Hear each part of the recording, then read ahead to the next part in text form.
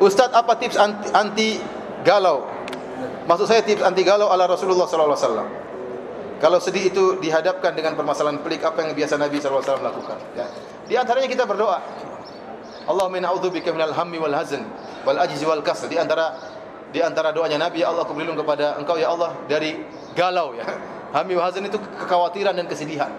Jadi sering kita berdoa dengan doa ini sehingga tatkala kita dihadapkan dengan masalah, kita tidak galau, tidak, kalaupun sedih yang wajar tidak terlalu bersedih, karena setan ingin buat kita sedih.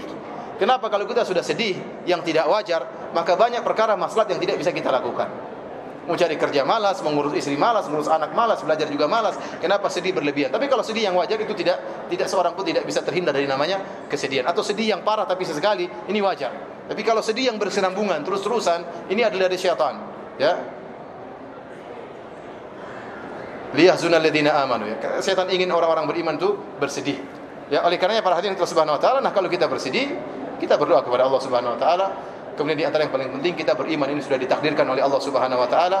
Begitu terkena musibah kita mengatakan alhamdulillah ala kulli hal, innalillahi wa inna ilaihi raji'un. Yakinlah bahwasanya di balik musibah tersebut pasti ada hikmah yang Allah kehendaki. Lihatlah kisah Nabi Ibrahim tatkala Allah menyuruh ya meletakkan istrinya di tengah kota Mekah yang tidak ada kehidupan sama sekali. Ternyata banyak sekali ya maslahat yang ada di balik kisah tersebut ya. Oleh karenanya seorang husnudzon kepada Allah dan yakin ini sudah ditakdirkan, dia tidak bisa menghindari.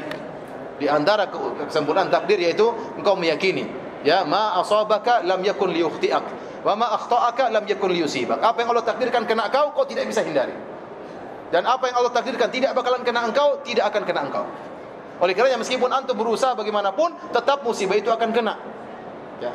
Nah, seorang mukmin tidak akan terhindar dari musibah, tapi bagaimana sikap dia menghadapi musibah tersebut. Di antaranya dia beriman bahwa ini takdir Allah Subhanahu wa taala dan dia bersabar, maka dia akan dapat pahala dari Allah Subhanahu wa taala.